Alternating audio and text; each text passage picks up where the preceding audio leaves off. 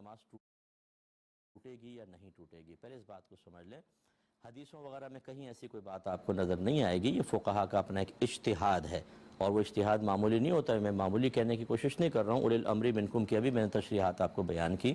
اصل مسئلہ کیا ہے کہ نماز میں کوئی بھی ایسا فعل کرنا، کوئی بھی ایسا کام کرنا کہ اگر کوئی دور سے اس نمازی کو دیکھے تو یقین کر لے کہ نماز میں نہیں، اسے کہتے ہیں عمل کثیر، بڑا عمل، اور اس سے نماز ٹوٹ جاتی ہے۔ جیسے میں موبائل جیب سے نکالوں دوران نماز، نکال کے دونوں ہاتھوں سے اس کو کر کے پھر جیب میں رکھوں، اب جب تک میں دونوں ہاتھوں سے کر رہا ہوں کوئی بھی دیکھے گا کہ یہ نماز میں نہیں، اسے عمل کثیر کہتے ہیں جو نماز کے فساد کا سبب بنتا ہے۔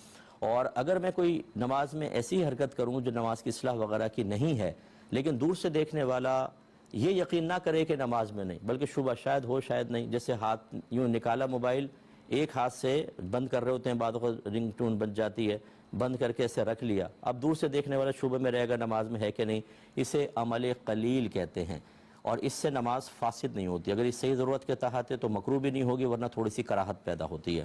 یہ آپ بات سمجھ گئے۔ اب فقہا نے فرمایا کہ اگر ایک رکن میں جیسے قیام ہے 3 دفعہ ہاتھ اٹھا کر کوئی کھجا لیتا ہے، 3 دفعہ ہاتھ اٹھا لیتا ہے تو یہ عمل کثیر بن جاتا ہے، اور جب عمل کثیر ہوگا تو نماز فاسد ہوگی، ٹھیک ہے۔ لیکن آج کل کے دور کے اعتبار سے ہم اس پر فتویٰ دینا پسند نہیں کرتے ہیں۔ وجہ اس کی یہ ہے کہ جو ہمارے بچے نماز پڑھتے ہیں کالج کے، اسکول کے، آپ ان کو دیکھیں ایک ایک رکن میں 10 بار ہاتھ اٹھاتے ہیں۔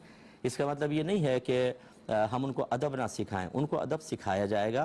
میں نے امام حضرات کو دیکھا ہے وہ 3 4 بار ہاتھ اٹھا لیتے ہیں، خصوصاً جب تراویح پڑھا رہا ہو، حافظ شروع کی تراویح سوا سپارہ پڑھنا ہوتا ہے، اور ایک ایک رکعت کے اندر لمبا لمبا سپارہ ہوتا ہے، بیچارے کو کھجلی ہو، تھوڑا سا اس نے کھجا لیا، پھر پڑھتا رہا، پھر تھوڑا سا کھجا لیا، پھر پڑھتا رہا، پھر کھجا لیا، تو کون اس کو دیکھ کے یہ کہے گا یہ عمل کثیر ہے؟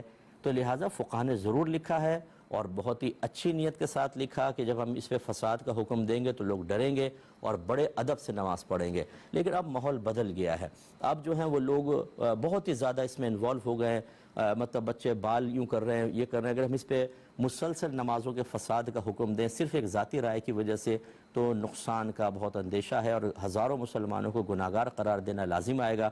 اور یہ فقہا کی عادت کریمہ جاری و ساری ہے کہ جب وہ ایک اجتہاداً کوئی حکم بیان فرماتے ہیں اور اس کے خلاف بہت زیادہ معاشرے میں مطلب اس کے خلاف عام ہو جاتا ہے تو اپنی رائے کو واپس لے کے نرمی پیدا کرتے ہیں۔ یہ مسئلہ بعینی بہار شریعت میں بالکل لکھا ہے، اور میں خود اس پر عامل ہوں۔ یہ بھی آپ کو بتا دوں بڑی احتیاط سے نماز پڑھنی چاہیے، نہیں کھجانا چاہیے، لیکن کیا اس پر فساد نماز کا حکم ہوگا؟ یہ مطلب یہ آج کل اس پہ غور و تفکر کرنا چاہیے، تو مسئلہ یہ بیان کریں۔ لیکن اگر کوئی کہتا ہے کہ ایسا ہوا میرے ساتھ کہ میں نے کئی دفعہ ہاتھ اٹھا لیا تھا تو کیا میری نماز ہوئی کہ نہیں ہوئی، تو اس کو مایوس کرنے کے بجائے میرا مشورہ یہ ہوتا ہے، یہ میں ایسے کرتا ہوں کہ میں کہتا ہوں کہ آپ اللہ کی بارگاہ میں توبہ کریں، آئندہ احتیاط کریں۔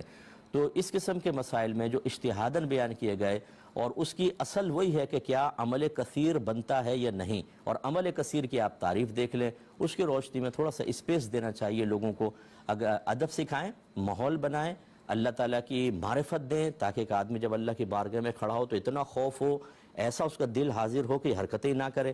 لیکن اگر ہم تمام کوئی لوازمات نہ کریں، کوئی اہتمام نہ کریں، اس کو ان کو پروٹیکشن نہ بتائیں، ان کو ہم احتیاط نہ بتائیں، ہم ان کو اللہ کی معرفت نہ دیں، اور صرف یہ حکم بیان کر دیں، تو یہ عمل کثیر کیسے بنے گا 3 دفعہ کھجانے سے؟ یہ ذرا دیکھنے والی بات ہے۔ اتنی تفصیل میں نے اس لیے بیان کر دی۔ تو بہرحال احتیاط کریں، ادب کے ساتھ نماز پڑھیں، لیکن ہم اس پر فساد کا حکم ہر ایک کے لیے نہیں دیں گے۔